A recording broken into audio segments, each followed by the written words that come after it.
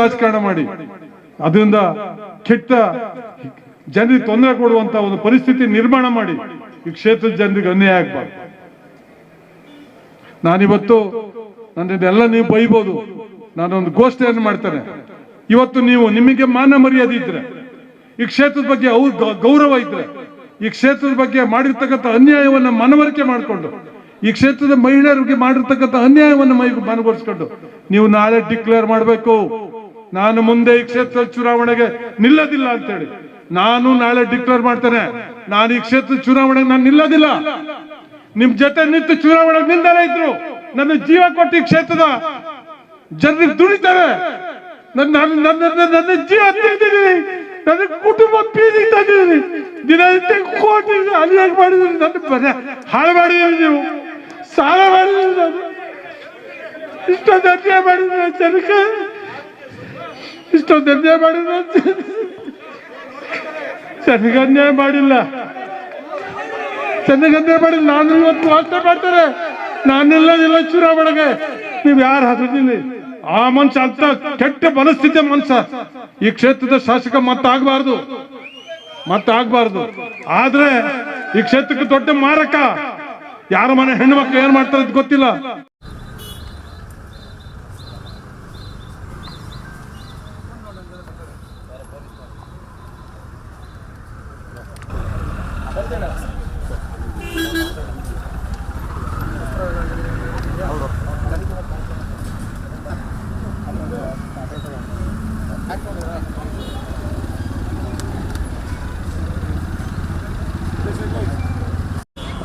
Iran ಮೇಲೆ ನಡೀತಾ ಇರುವಂಥ ಏನು ಒಂದು ದೊಡ್ಡ ದಾಳಿ ನಡೀತಾ ಇದೆ.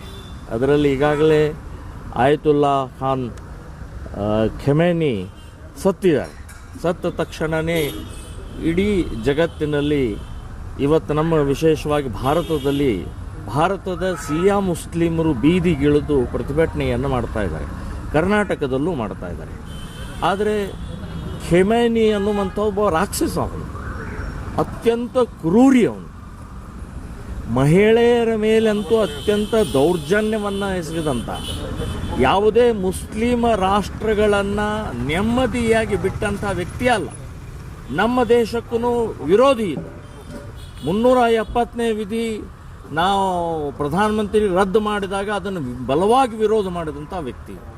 ಸೊ ಈ ರೀತಿಯ ವ್ಯಕ್ತಿಯ ಸತ್ತಾಗ ನಮ್ಮ ದೇಶದಲ್ಲಿ ಮುಸ್ಲಿಮರು ನಿಮಗೇನು ಸಂಬಂಧ?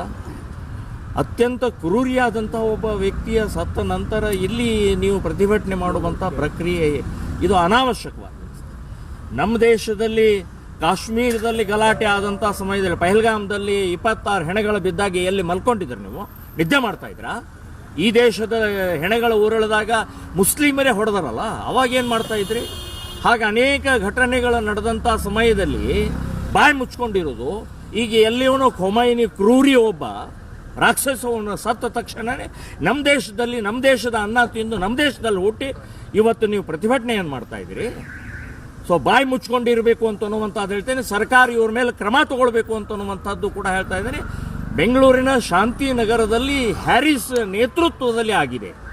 ನಾನು ಹೇಳ್ತೀನಿ, ಹ್ಯಾರಿಸ್ ನಿಮಗೆ ಪ್ರತಿಭಟನೆ ಎಲ್ಲಿ ಮಾಡಬೇಕು ಅಂತ ಅನ್ನೋದು ನೀವೇ ಒಂದು ಕಾನೂನನ್ನು ಮಾಡಿದರೆ ಫ್ರೀಡಮ್ ಪಾರ್ಕ್ನಲ್ಲಿ ಮಾತ್ರ ಪ್ರತಿಭಟನೆಗಳನ್ನು ಮಾಡಬೇಕು. ಆದರೆ ಶಾಂತಿನಗರದಲ್ಲಿ ನೀವು ಬೀದಿಗಳಲ್ಲೆಲ್ಲ ಪ್ರತಿಭಟನೆ ಮಾಡಿ ರಸ್ತಾ ರೋಕೋ ಮಾಡಿ ಸಾಕಷ್ಟು ರೀತಿಯ ಜನರಿಗೆ ತೊಂದರೆ ಕೊಟ್ಟಿದ್ದೀರಿ. ಸೊ ಅವ್ರ ಮೇಲೂ ಕೂಡ ಕ್ರಮ ಆಗಬೇಕು ಅಂತನ್ನುವಂಥದ್ದು ಹೇಳ್ತೀನಿ.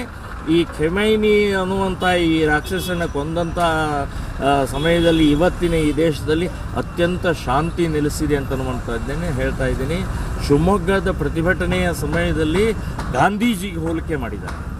ಗಾಂಧೀಜಿ ಅಹಿಂಸಾವಾದಿ, ಖಮೇನಿ ಹಿಂಸಾವಾದಿ, ಕ್ರೂರಿ, ರಾಕ್ಷಸ.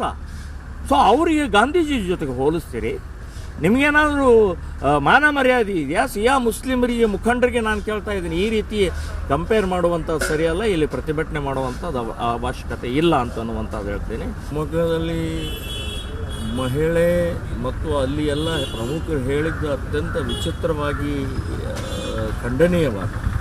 ಶಿವಮೊಗ್ಗದ ನಗರದಲ್ಲಿ ಮತ್ತು ಶಿವಮೊಗ್ಗ ಜಿಲ್ಲೆಯಲ್ಲಿ ಅತಿಯಾಗಿ ಈ ಕ್ರಿಮಿನಲ್ಸ್, ಜಿಹಾದಿಗಳು ಕಿಡಿಗೇಡಿಗಳು ಇಸ್ಲಾಮಿಕ್ ಈ ದುಷ್ಟ ಬುದ್ಧಿಯ ಕಲಿಸ್ತಾ ಇದ್ದಾರೆ.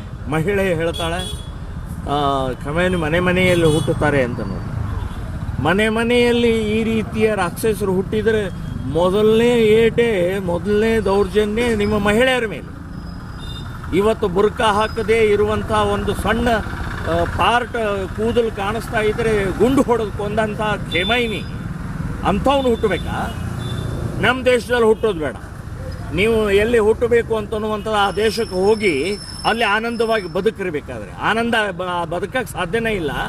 ಈ ರೀತಿಯ ಮಹಿಳೆಯರ ಅಂಧ ಶ್ರದ್ಧೆಯ ಮೂಲಕ ಖೇಮೈನಿ ಬಗ್ಗೆ ಮಾತನಾಡುವಂಥದ್ದು ನಿರ್ಲಜ್ಜದ ಮಾತು ಅಂತನ್ನುವಂಥ.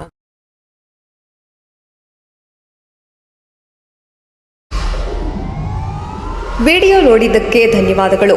ಮುಂದಿನ ವಿಡಿಯೋದಲ್ಲಿ ಸಿಗೋಣ.